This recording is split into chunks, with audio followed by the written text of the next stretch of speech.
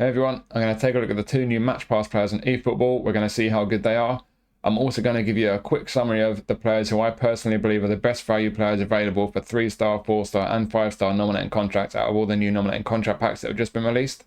I'll do that first. So just to summarize the packs that we've got.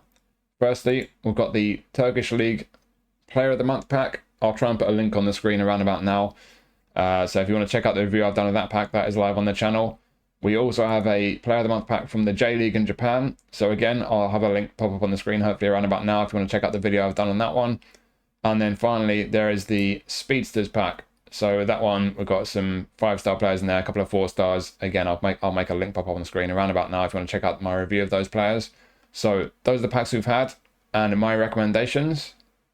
Starting with the 3-stars. So I'll be honest, this month, if you've watched my reviews of the 3 nominating contract packs, you've probably got the gist of it. I'm not particularly impressed by the 3-stars. I'm not that impressed on the whole, to be honest, but out of the 3-stars, these two for me are the pick of a pretty disappointing bunch. I don't think either of them are that great.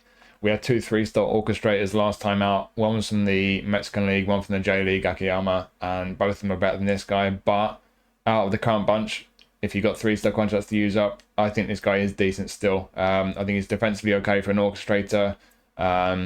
And the most important thing is the passing, and that's where he's just not quite as good as those two last time around. He's not got the passing skills to back up his attributes, but his attributes are decent enough. So for that reason, he can do a job. I do think he's decent as a 3-star. If you're stuck for a midfielder in the J League Challenge as an orchestrator, DMF or CMF, I think he can do a job. He's not as good as the last two last time around. Like I say, the selection of 3-stars this time isn't great in my opinion, but as a centre middle defensive mid, I think he's okay. And this guy Chin, interesting one. So down as a DMF, I wouldn't use him as a DMF. I don't think he's good enough as a DMF, but I think this guy, if you've got a 3-star contract to use up as an option for the J League Challenge, I think if you stick him up top, he could just about do a job. He's good in the air, but I think he's an interesting option as an SS. I think as an SS, he's kind of technically okay. His awareness and his finishing are decent enough, and making late runs into the box with his aerial ability. He's got really good jumping. He's got aerial superiority. Getting the Anderson crosses, making late runs into the box as well. I think as an option as an SS, could be an interesting one, and with that bonus of having some defensive attributes and skills as well, just could be an interesting one. Slightly different, but like I say, those two for me the pick of the bunch. But even these two, they're not that exciting even for 3-stars, unfortunately. And for the 4-stars, so I'm going to start with Porto. He's a bit of a wild card. I wasn't sure if I was going to include Porto, mainly because he lacks skills, but because you can train the cards from that pack, you can train this Porto card. You can put skills on him. You can use position trainers on him. I'm going to say that if you're willing to put a few trainers on him, especially skill trainers, but maybe even position trainers, because like he could be really neat coming in off the left flank, maybe even as an SS. I think if you put the skill trainers onto him, he could be a really neat one, because even without any trainers used on him, he's got that low center of gravity as a very short guy. He's got really good pace and dribbling. His balance is decent enough. I just think he's going to be a guy who feels really neat on the ball. He's got a good playing style, whole player, with about 80 for attacking awareness. With the game plan boost, I think he just could be a neat little player. He feels really nice on the ball, and like I say, if you do put a few trainers onto him, get him a couple of good skills, maybe even a position trainer, versatile option, could be a really neat one to have, could be fun to use.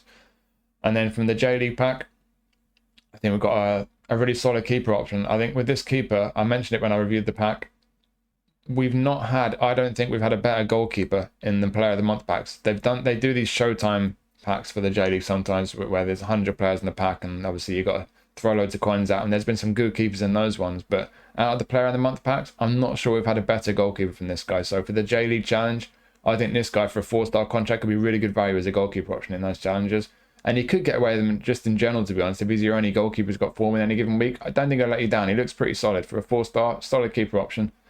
And then this guy Nagato, there's Ban Nagando as well, another left back in that pack, a 4-star, but this guy Nagato for me is better. I don't think he's the quickest fullback. Some people might feel like he's not quite got enough pace, but I think his pace is just about okay. And outside of that, his defensive attributes and skills, they're okay, they're fine. He's decent defensively. On the ball, just about okay. But with his passing, low pass, he's got about 80 odd, and he's got through passing, but especially his crossing. His crossing with the game plan boost, you get to about 90. He's got pinpoint crossing as well. He's going to have a fantastic cross on him. So as an attacking left back, for a 4-star contract, I think this guy's really good value.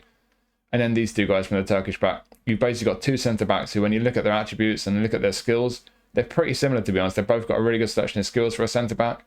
The attributes aren't too dissimilar. I think it just comes down to playing style, really. This guy's a build-up, and then this guy's a destroyer. Whichever play style you prefer, I'll probably plump for them. But I think both of these guys, for the Turkish League Challenge, are a very solid centre-back option.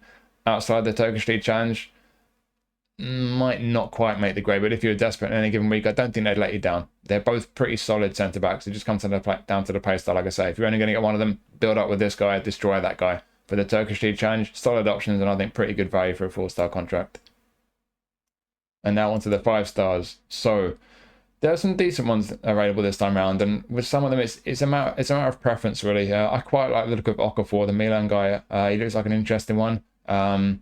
But what I've gone for here, I think Rudiger's the most obvious one. He's just a very good centre-back. I would like his engagement to be a little bit higher, but on the whole, he's an excellent centre-back. And for a 5-star nominating contract, I don't think you can go wrong. I don't think anyone can complain about this guy. I think we'd all have to accept this is a really, really good player to pick up for a 5-star contract. Excellent centre-back.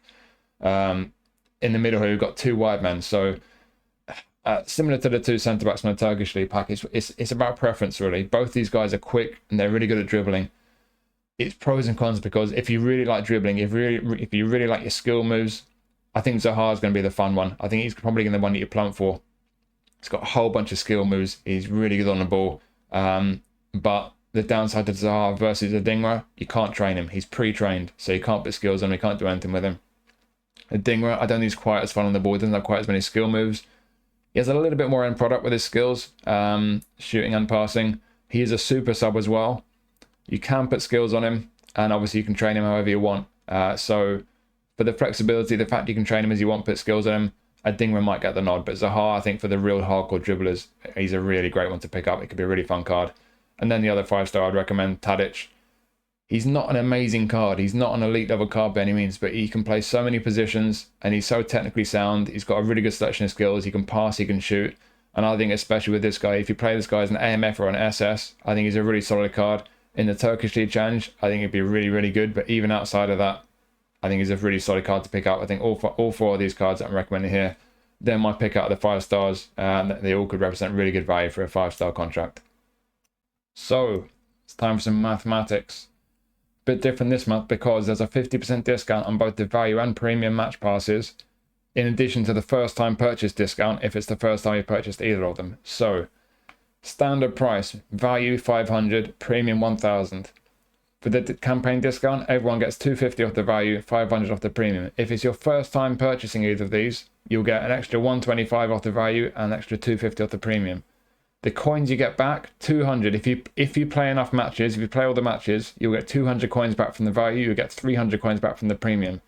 What that basically means is, if it's your first time purchasing the value, it's going to cost you 125 coins to purchase it. If my maths is wrong, let me know, because I'm thick as fuck. But it's going to cost you 125 coins to buy the value, and they're going to give you 200 coins back. So basically, if it's your first time purchasing the value one, they're going to pay you 75 coins to take Saliba and a bunch of contracts and trainers. That's not bad. For the premium, if it's your first time purchasing that one, you're going to pay 250 coins for it, and they're going to give you 300 coins back if you play all the matches. So for the premium, they're going to pay you 50 coins to take Diaby and a bunch of contracts and trainers. That's pretty crazy value, to be honest. So I think this is an amazing time to start playing the game. If you're new to the game right now, you're going to get paid to take Saliba, Diaby, a whole bunch of contracts. You can get Rudiger for free. You get that keeper from the J-League pack for free. You build up a really strong team on day one. It's a really good time to start playing the game. But if you're not new to the game, I think there's still some really good value on offer. So with that discount, you're paying 250 for the value. You get 200 coins back. So basically, it's going to cost you 50 coins to get Saliba, who's a really top centre-back, and a whole bunch of contracts and trainers and whatnot. For Diaby, not quite so cheap, but still, it's going to cost you ultimately 200 coins to get Diaby and a whole bunch of those contracts and trainers and doodahs. So yeah, a whole lot of numbers for you to crunch there. If you're new to the game, it's a no-brainer. You're getting paid to get both these guys and a whole bunch of trainers and doodahs and whatnots. If you're not new to the game, I think it's still great value. But let's have a look at both these players. We're going to see exactly how good they are. And we've got William Saliba. And this, to be honest, is a really good centre-back card. So obviously he's got great speed. This is one of these speedster cards. It carries the same theme as the Nominating Contract back. Defensively, he's great here. Down the left, he's not bad for a centre-back, not bad at all. Even that ball control is going over 70 with your game plan boost. And on the right here, obviously the great speed, physical contact's really good. The only attribute really that concerns me, in fact, there are two attributes that concern me here. Their jumping's a little bit on the low side. Yes, he is 6'4", and if we look down at the skills here, we've got area superiority, but I still would like that jumping to be a bit higher. So if we just hit the game plan boost here, so with the maximum game plan boost, still only 78 for jumping. Yes, 6'4" with area superiority, but we all face those situations in matches where the opponent lobs a high ball into the box. You've got your big, strong defender who's good in the air. You're thinking, I got this. And he comes out with Maradona or Mbappe or someone and he wins the header. You're thinking, how has he won that header? We need to protect against those scenarios. So I want to get the jumping a bit higher if we can. The other one that concerns me is kicking power. It's not the most important attribute on a centre-back, but you do not want to be under-hitting passes in your defensive third. So it would be nice if we could get that higher, but I'm not sure we'll be able to do it without really sacrificing the more important attributes. But that's something to at least keep an eye on with this guy. Just be careful, make sure you put enough power in your passes. But if we can at least get that jumping up, as you can see, the defensive's there. We could knock a couple off there. I don't think that's going to do any harm. We're still 90 plus on all of those. That's 3.6 points. And there we get the jumping up. We've got 1 point spare. Give him one more on his acceleration. I'll just do that. It's not a massive change on his auto allocation, but I think it's worth it. Like I say, you want to make sure, even if he's tall and he's got area superiority, you want to make sure you got the maximum chance of winning headers. Even at 80, it's not particularly high for jumping, so I think it's worth getting that a bit higher. But as I say, the physical contact's fantastic. He's a really strong guy. 90 plus all his defensive there with the maximum boost. Down the left there, pretty decent for a centre-back technically. And of course, he's got great speed. Not many centre-backs can go up to 90 for speed, so yeah, there's not a lot to say about this guy. He's just a fantastic centre-back card. Build-up playing style. Yeah, I think for a value match pass player, even without all the discounts, this is a really, really good card. I can't really criticise it. I would just be very careful with his kicking power. And I'll just hope that 80 for jumping is enough. But with it'd be 6'4" with area superiority, he's at least going to be pretty decent in the air. So yeah, on the whole, it's a really good centre-back card. Moussa Diaby is our premium match pass player. And we got a versatile player. He's a speedster and he's super versatile. But with this guy, as much as you can see these fantastic qualities, it's obvious what they are. The pace, the dribbling, great balance. He's going to be brilliant on the ball. There is the concern. We've seen it with a bunch of players. We do get it quite often. He's really lacking with end product. So even if we hit that game plan boost and see that how good he can possibly get with the maximum boost available, end product's still a concern. So if you don't really mind that, if you're just happy just dribbling around, just speeding past defenders, getting right up close to the goal, and you think you can finish or pass with those attributes, then you're going to have a great time with this guy. Insane pace, balance, the dribbling. He's going to be ridiculous on the ball. So for sure, you could just stick with that build. I mean, if we look down at his skills here, double touch, cut behind scotch, soul control. He's got a few skill moves for the dribblers, long range serve, long range shooting, dipping shot. He's got some skills for shooting and accurate finishing as well. Passing, nothing. Heel trick's a nice one, but we could really do with more skills to beef up his end product. You can train these cards, so you could put some skills on him. But if you were going to retrain him a bit, if you didn't like that auto allocation, you wanted to try and get his attributes a bit higher for his end product, I think, to be honest, you could certainly lose some from there. If we took these all down to 8, how high can we get these? Can we get both up to 8? There's one on defending. Don't know why. Yeah, you can get them all up to 8. To be honest, I'd be tempted to just do that. I wouldn't go any lower than dribbling. I don't want that type possession going lower than 80. But we still got the dribbling at 95. Offensive awareness still at 80. I mean, the speed, acceleration, and balance are all still ridiculous. Decent kicking power as well. But we've got a bit more in his passing and his finishing there. I think that's worth doing personally. I don't think you're really going to notice the dip in his ability on the ball or his pace or anything. But having a bit more end product definitely, in my opinion, would help. I still would put 1 or 2 skills on him. It depends where you're going to use him, I guess. But I think one touch pass and through passing would probably be the 2 that I'd want to put on him before anything else. Maybe first time shot. Yeah, I mean, long range driving, long range shooting. If you use this guy on the right hand side, cutting his side, hitting those long range curls on his left foot, it could be very effective. But you've got to be careful not to ask too much of him. I wouldn't be trying shots from too far out or anything. But yeah, he is versatile. I'm not sure if you can really make him good enough to play through the middle as like a playmaker. I've tried training him as a centre forward. He can't get his awareness and finishing high enough to really make him usable in that position, in my opinion. Certainly wide right, as I say, cutting inside into his left foot can be very effective. Wide left, he's not got pinpoint crossing. If I was going to play him wide left, I would definitely put pinpoint crossing on him. But even then, his lofted pass isn't great.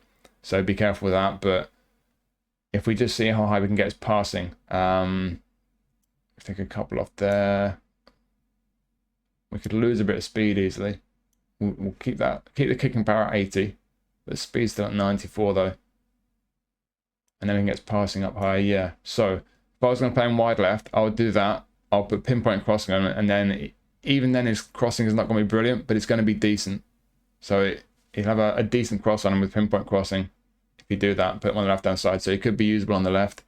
And likewise through the middle, I'd probably go with something like this build to plan through the middle, because whether it's AMF or SS, you're going to need a half-decent pass on him in those areas of the pitch. So I think that build would work well if you're playing through the middle. He's got a roaming flank playstyle, so he'll be playing without a playstyle through the middle. I personally don't mind that. I think it's fine. If you play him out wide as a roaming flank, he will, of course, be drifting across and taking up some interesting positions. I do like that playing style on a wide man, personally. But yeah, a couple of different ways you can train him. I personally would do that, get a bit more passing on him. And I do think it's worth whichever position you play him in. Certainly through the middle, one-touch passing, through passing, wide left, pinpoint crossing. He will need 1-2 skills, I think, to really pad him out, really complete him. But it's obvious what the qualities are. I've got the player of the week version of him, and he's one of my favourite players to play on the wing. He's so much fun. He feels so good on the ball.